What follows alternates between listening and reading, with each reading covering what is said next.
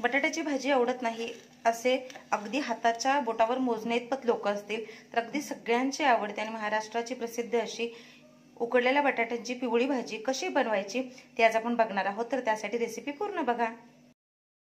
तर आज आपण बटाट्याची झटपट बनणारी पण सगळ्यांना मनसोक्त आवडणारी अशी भाजी कशी बनते ती बघणार आहोत। तर इथे मी बटाटे उकडून त्याची बारीक अशी फोडी करून घेतलेली आहेत। 2 कांदे चिरून घेतलेले आहेत, मिरची आणि कोथिंबीर। तर अगदी झटपट बनते, कमी साहित्यामध्ये बनते।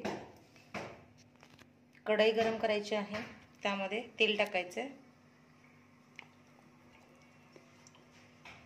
तर 2 ते 3 चमचे तेल घालायचे यामध्ये। तर सकाळच्या नाश्त्याची घाई असू दे, टिफिन, जेवण कशा वेळी कोणत्याही वेळेस तुम्ही ही भाजी अगदी झटपट बनवू शकता। तेल छान गरम होऊ द्यायचं। तेल गरम झालं की यामध्ये मी टाकते जिरे मोहरी। जिरे मोहरी छान तडतडू द्यायच्यात। जिरे मोहरी तडतडली की त्यामध्ये टाकायची हिरवी मिरची।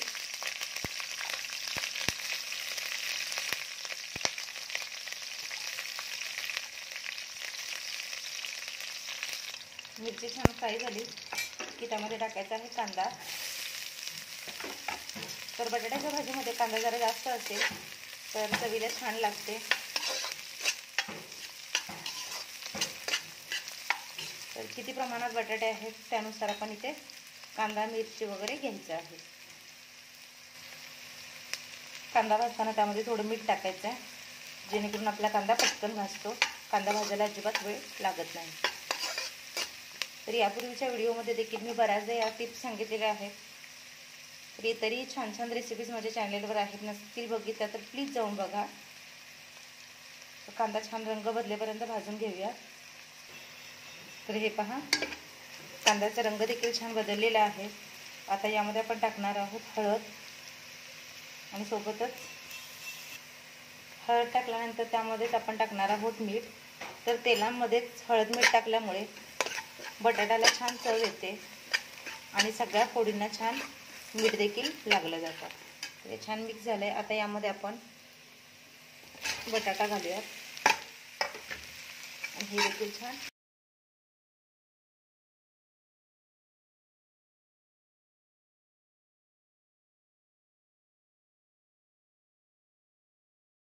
भाजी छान मिक्स करून घेतलेली आहे। आता यामध्ये टाकायची आहे हिरवी कोथिंबीर। तर कोथिंबीर स्वच्छ धुवून निथळून मग चिरून घेतलेली आहे। तर बटाट्याच्या भाजीमध्ये जरा जास्त कोथिंबीर टाकायची, त्यामुळे फ्लेवर देखील छान येतो।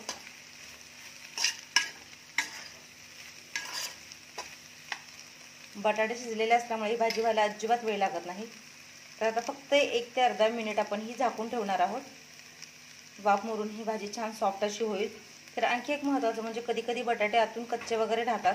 तर अशा वेळेस काय करायचं, तर भाजी बनवून झाल्यानंतर पाण्याचा थोडा शिंतोडा मारायचा आणि भाजी झाकून ठेवायची आहे, जेणेकरून जे कच्चे बटाटे आहेत ते देखील शिजायला मदत होते। तर खूपही पाणी घालायचं नाही आहे। तर इथे आपले बटाटे छान शिजलेले आहेत म्हणून मी या ठिकाणी एकही थेंब पाणी घातलेलं नाही आहे। तर इथं झाकून ठेवूयात।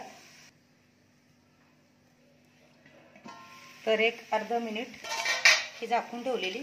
तर रंग बघू शकताय, सुरेख आलाय, छान दिसतंय आणि आपली बटाट्याची पिवळी भाजी तयार झालेली आहे। मला आशा आहे रेसिपी तुम्हाला आवडली असेल, समजली असेल। तर एकदा या पद्धतीने बटाट्याची झटकीपट भाजी तयार करून बघा। तुमचा अनुभव माझ्यासोबत शेअर करा आणि महत्त्वाचं म्हणजे व्हिडिओला लाईक करा, शेअर करा, सबस्क्राईब करा, घंटी वाजवायला विसरू नका, कारण अशा बऱ्याच नवीन नवीन आणि पारंपरिक रेसिपीज माझ्या चॅनलवर तुम्हाला बघायला भेटतात।